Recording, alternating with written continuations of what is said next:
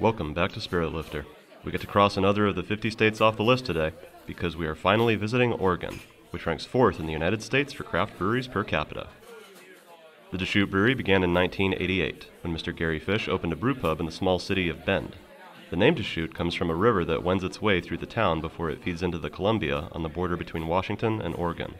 Unlike the steady stream of these rivers, Fish's brewery has swelled in terms of volume, from 310 barrels of beer in his first year to nearly 250,000 barrels in the early 2020s. Deschutes is a bona fide Northwestern institution, making use of local barley, wheat, and hops to craft superb examples of both ale and lager.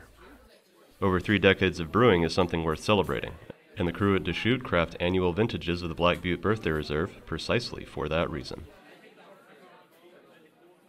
The 28 is a collector's item at this point, brewed in limited batches back in 2016. This Imperial Porter is brewed using peated malt, along with cocoa, vanilla, and orange peel. At a solid 11.6% alcohol by volume, the brewers could have easily stopped there, but they went the extra step and aged this already dark and strong liquid in both bourbon and Scotch whiskey barrels. Shame it's been trapped underneath that wax-sealed cap this long. So, let's experience the 28th Birthday Reserve properly. Naturally, this one pours as dark as a nighttime sky with a light tan head that quickly succumbs to that double-digit strength. The scents are heavy, with hints of char from the time spent inside those whiskey barrels, as well as the sweetness from the vanilla, cocoa, and orange peel. The flavor packs in the best features of both barrel aging and peated malt, which imparts smoke and depth to complement the dessert-like richness of the aforementioned trinity. You get the warmth of whiskey without any of the high-proof burn. For such a heavy and strong brew, which needs only a solid 2 sips before you feel it going to work, it is remarkably gentle, inviting you to take your time to sip and savor, just as you might with a dram. The Black Butte XXVIII and food. Yeah, where to begin? I'm borderline hesitant to recommend anything to eat at all, when this work of art demands so much of your senses of taste and smell.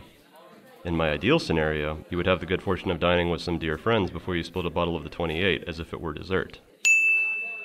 You know what? That is my recommendation.